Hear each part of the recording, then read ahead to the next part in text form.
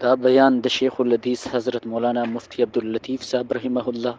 فاضل دارالعلوم دیوبند و صدر مدرس دارالعلوم سرحد پېښور. صفات دا شیخانه دي کړو یا رب چې مولا راولي مولا بو چې د شیخ صاحب نور دا وایي چې د پلانې له ورکړه مولا څه زما د لور دامن واغښته و شیخ خدای دې مردار کړ چې نامې په زور نه علي تو کا سیوونه نکاح چرته کی نو خبر شیشین شیطان شین شیخان هر دوشین تا توانی روی هر دورام بین جهل دی پورا جهل زه خدا څخه نکاح نه کوم زه دا چې ایجاب او قبول کوم چې کم از کم ډېر غني څوک به خامخا وي هغې ته ویم چې تاسو واورئ د ایجاب او قبول دا د آفاقو علما دا امامان دې ملکانو دې خانم چې زړه یې ستړی دی خدای هم غر که سم وکړه خپل نکاحونه هم خراب کړه د مریانو هم څه وکړه وایه مناسب ته مجاز دی چې څنګه شخص شي داسې چل نکاح به په دې کې ښځه دا معنا چې نکاح به سره وکړې ستا خپله ښځه شي او یو وینځه ده وین سره د نکاح ضرورت نشته وین سره نکاح بغیر د نکاح نه هم بستري جایزه ده سملاستر ورسره جایز دي نکاح د سره کېږي نه یا درې وین سره د نکاح کېږي نه تا ملا څه خبره ده چې وین د نکاح سره وینځه د کفارو هغه ښځه چې په جنګ کې مسلمانان راوړي په جهاد کې که نه دي نو هغې ته وینځه ویلی کېږي هغه وینځه تا په جنګ کې راوستې بل چا درته په بیه واخېسته چا درته وبخله چې دا وینځه ستا شوه نو چې ستا شوه ستا ملک کې راغله عزیزانو بیا یاد لرئ هغه وینځې سره همبستري جایز شوه بغیر د نکاح نه نکاح ورسره اډو کېږي فقها لیکي چې ملک یمیني او ملک نکاحي دواړه نه جمع کېږي ته چې د هغې د رقبې مالک ټوله وینځه ګویا چې ستا شوه د نکاح د سوال نه پیدا کېږي نو قرآن مجید دا دوه خبرې مستثنا کوي یو خپله بیبي او یو خپله وینځه چې ستا مملوکه وي ته مالک وي البته یو خبره ده د کار که الله پاک دې تاسو پوه کړي نو هغه خبره دا ده خپلې بیبي سره هم بستري بېګاله نکاح وتړه او د شپې هم بستري جایز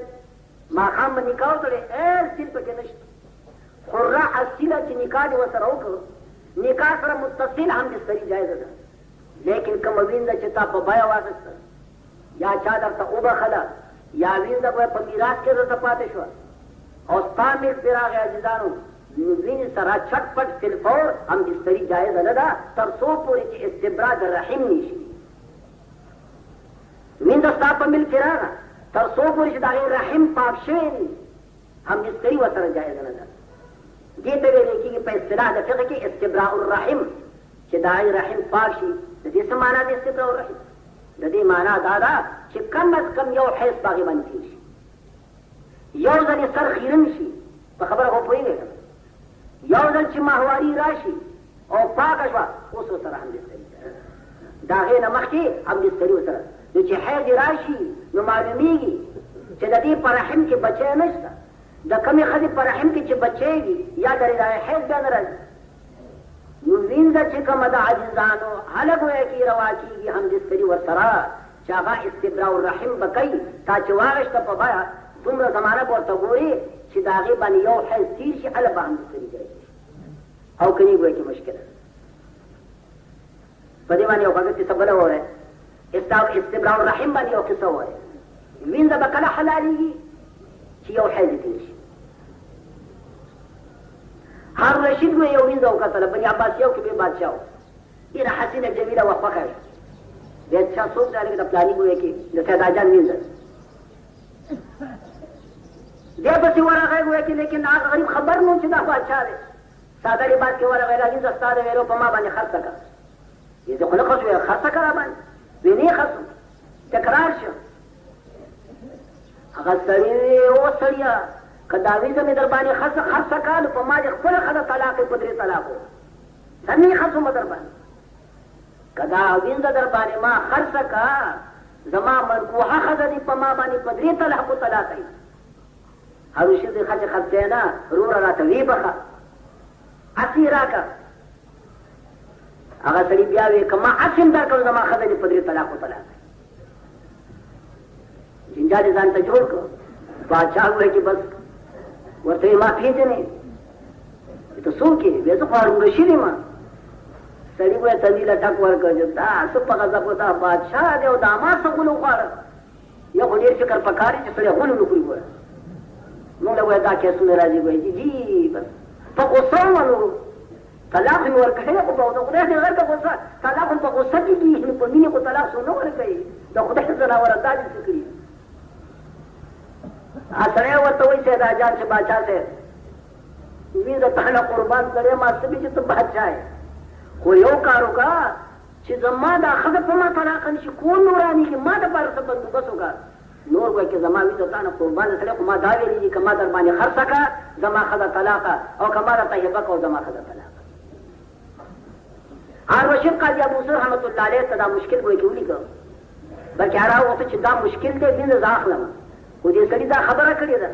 د دې اشکال د حل لپاره څه صورت پیدا کړه. قاضي قضات قاضي ابو یوسف رحمت الله علیه د امام ابو حنیفه رحمت الله یو خصوصي تلمیذ دی. هغه چې دا ټوله مسله واورېده هغه سړي ته وایي د چا چې وینځه وه وی کاکا نیمه وینځه پرې خرڅه کړه که لس لکه روپۍ که شل لکه د روپو خو سوال نشته ده چې نیستي بیا د غوسه شي یاتې موږ یې څه کوې وی نیمه وینځه پرې خرڅه کړه وی خرڅیاني وایي پرې خرڅه کړه ګویا 15 لکه روپۍ پاتې شو نیمه وی نیمه ورته هبه کړه نیمه ورته وبخه باچا وی نیمه زه وبخه وی زه ستا ښځه طلاقه نه شو. طلاق خو په هغه صورت کې دی چې دی خرڅه کړي ټوله وینځه یا دی هبه کړي ټوله وینځه که په خبره پوهېږئ پوه شو په خبره باندې نه ټوله وینځه خرڅه شوه نه ټوله وینځه هبه شوه نیمه خرڅه شوه او نیمه ورته وبخله سړی هم د طلاقو نه خلاص شو او وینځه باچا ته ورسېد. وینځه باچا کور ته بوتله لیکن باچا ته خو مسله معلومه وه چې ما تاسو ته مسله وکړه چې وینځه کور ته راولي نیمه ګویا کې اخیستل شوې ده او نیمه هبه ده ته خو وینځه نو وینځ سره هم بستري حاله جایزه ده چې استبرا د رحم وکړي. یو ګویا کې حیض دې باندې تېر شي حیض به کله تېرېږي څه خبرو څه وخت خو وهړي. باچا قاضي قضات ته وایي چې قاضي ته ویله یا خدای راستي که ورته کتی شم حیض به کله تېرېږي او څه حل یې راوباسه. قاضي ابو یوسف رحمت الله علیه ورته وفرمایي چې باچا اعتقها ثم تزوجها حل یې دا دی چې دا وینځه ته ازاده کړه د خدای په نامه یې ازاده کړه وی ما ازاده کړه ازاد یې کړه وی الله باچا چې اوس اوس اصیله شوه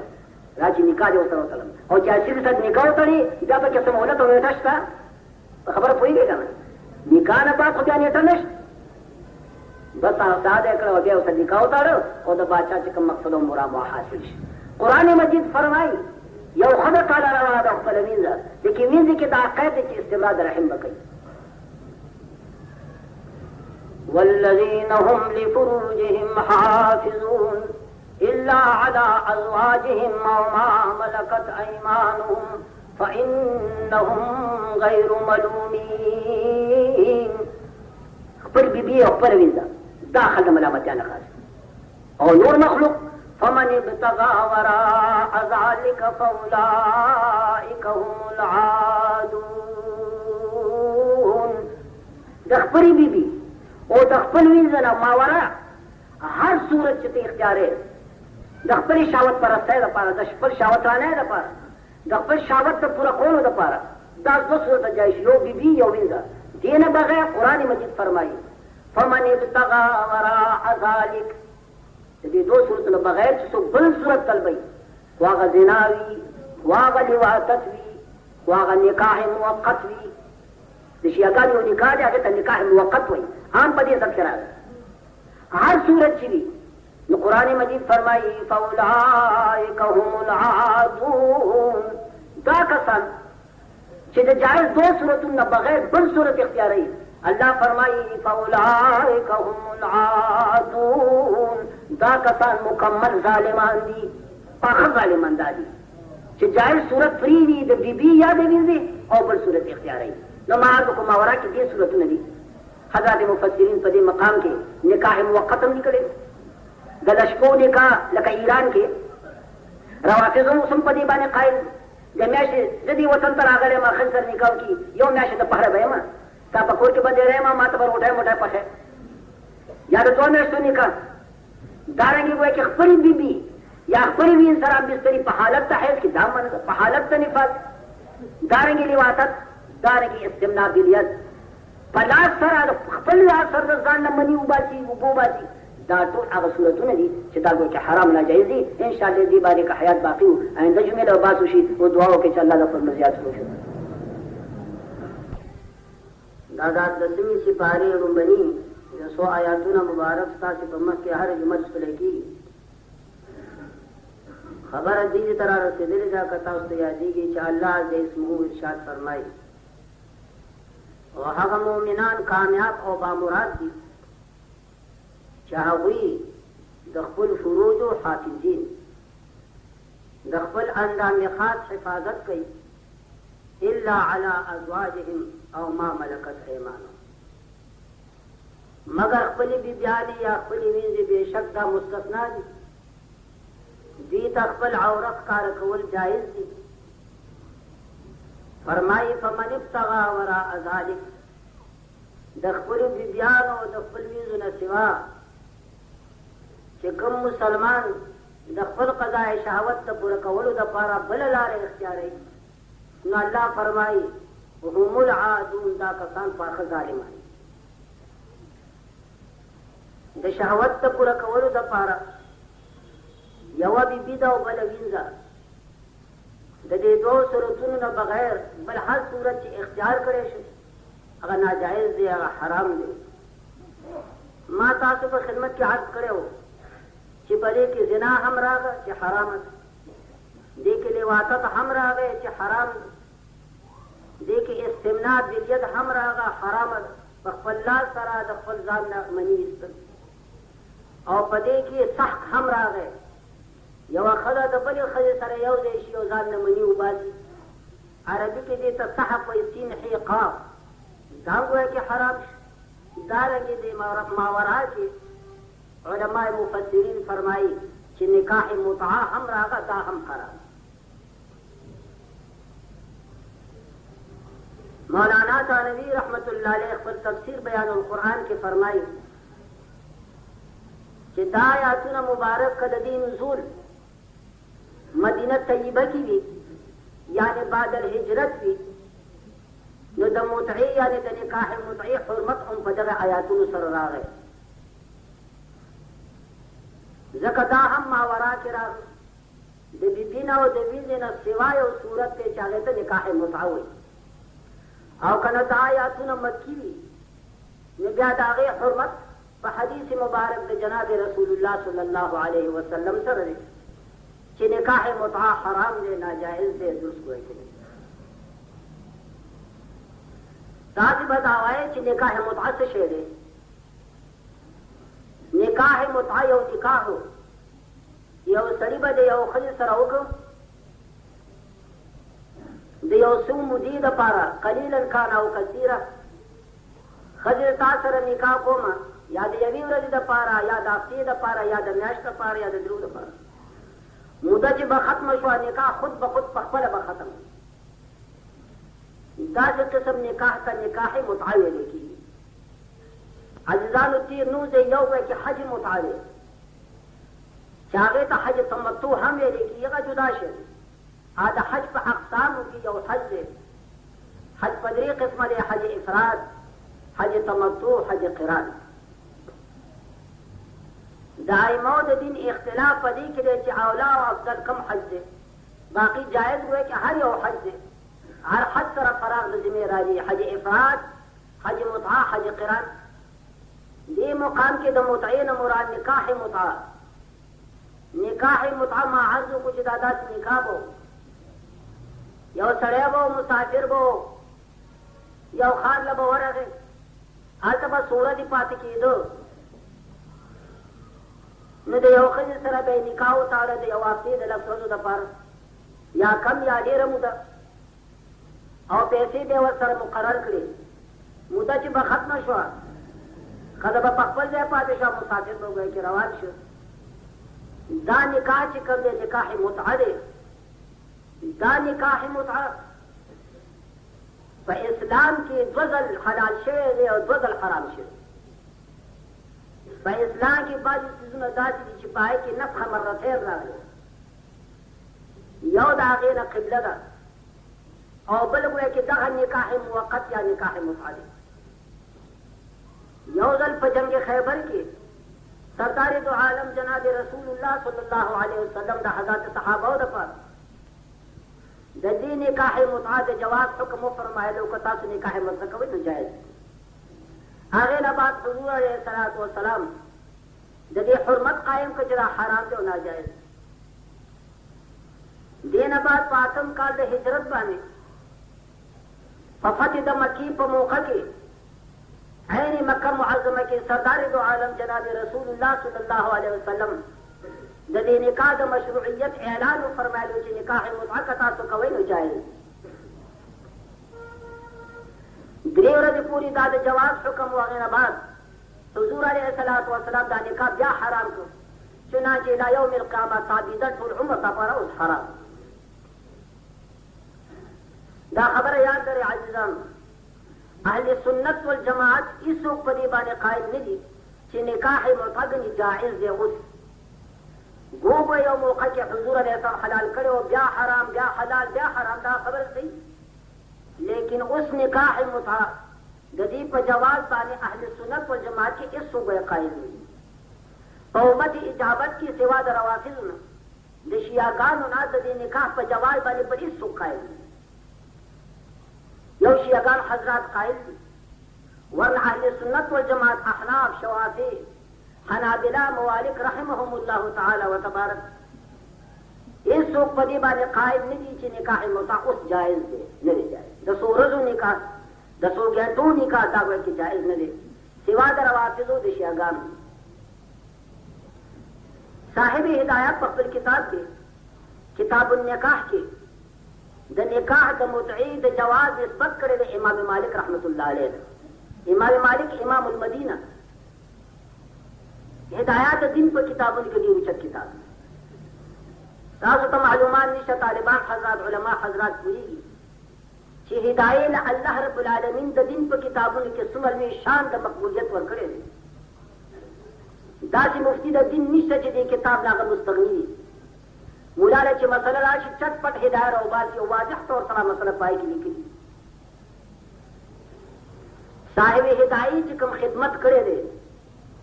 आदुमर उच्चत खिदमत ते ची उम्मत के अल्लाह बल चाला रादा से खिदमत तौफीक न दे वर करे और हादा ची हर मसले नहीं करे दा नो दागी दा पारे दो दलील और यो अकली यो नकली दा दे कमाल अगर करे द दिन किताब दे सलोर जिल्द के हर मसला च बयाने ख्वा इबादत ख्वा मुआमलात दागे द पर दलील च रही यो नकली यानी कुरान और हदीस दा मसला दा च द कच खुरे हो या द कच पैगंबर अलैहि सलाम फरमाए और बल दलील वसरा अकली बयान द दी वजना दे अहम खिदमत से अल्लाह ददना अखिस से और दा वजह द कि किताब निहायत मकबूल थे शान वर्षा कश्मीरी रहमतुल्लाह अलैह फरमाए कमा तो सो कोई च फतुल कदीर को किताब बोली के जदा दे हिदायत शरह दा जखीमा दे रगटा न फरमाइल बे च दागा न शरह बोली को लेकिन कसो मादम च दे हिदायत को किताब बोली के वे फरमाए च बकर खमिश करे उलमा लिखी च अरबियत पर किताबों की दरी किताब दी च दागे अरबी ला साली दा जब अरबी यो कुरान मजीद वाले न च अल्लाह कलाम दे द खुदा दा कलाम अरबी आखो मोजिज अरबी दा कलामुल मुलूक मुलूकुल कलाम और बल हुआ कि बुखारी द सही बुखारी द इमाम बुखारी रहमतुल्लाह अलैह से द हुजूर अलैहि इरशादात अज़ुर अरबियत निहायत फसीह व बलीग और यो शिया वही हुआ कि च पदरे मदरजा के द हिदायत अरबी च का मदा अकदा सदा च पमखदज में की किताबों तासो बोले द अरबी ने दागे अरबियत पर द हिदायत अरबियत सर हुआ कि मुकाफात मिली की बराबर वाली बोली दे खुले किताब दे दी वजन बुजुर्गान दी किताब मुताल्लिक फरमाई इन्नल हिदायत कल कुरान कद नसखत इन्नल हिदायत कल कुरान कद नसखत मा सन्नफू क़ब्लहा फी शरअ मिन कुतुबी फहफ़ज़ क़वाइदहा वस्लुक मसालिकहा यसलम मकालुका अन ज़ैग़िन व अन करुबी हिदायत का कुरान मजीद गुण नासिख هدايه خپل ما تقدمه ټول کتابونه چې لیکل شوي هغه منسوخ کو بدای او قائم مقام شي. شاعر فرمایي و طالبه هدايه خو او خطب ځان پوي د هدايه په قواعد باندې مکمل طور سره عبور راولا بدا هدايه به ملاقات او کپلي پويش باندې ملاقات عاد وای کې دا چې صاحب هدايه دې خدمت کړي او دا مقبولیت چې الله ور کړو بزرگان لیکلي دي چې دا مقبولیت ولې الله دې کتاب لور وای چې په دیار لسکالو کې صاحب هدايه دا کتاب لیکلو دیار لسکالي په باندې ګورو هر مسلې لپاره دوه دلیل یو عقلي یو نقلي لیکن دیار لسکاله په دې انداز چې دیار لسکاله دی روزو او داسې روزو چې د کور خلکم په خبر نو غرمه بروټه صاحب لراغه او خادم بروټه کې خود او دې بلاغ صاحب هدايه بروټه راهو مسافر یا طالب لورګه په خبره روزو د کور خبر د خدمي خبر کې چې زما روزه د نفلي روزه ده کنه د نفلي روزه اشاعت ته پکار ګټه د غاڼه په خادم براغه روخي بتر شو یو چې صاحب دې روټه وکړ دا وجه ده لیکن هغه سره سره بزرگان لیکي چې د عصمت دعوا سوا د حضرت انبیاء علیهم الصلوۃ والسلام بل چا نه آخر انسان نے کوئی غلطی بپوش گر بخطائے رسی وطان مزن بپوش گر بخطائے رسی وطان مزن کہے چ نقش بشر خالی الخطا نبون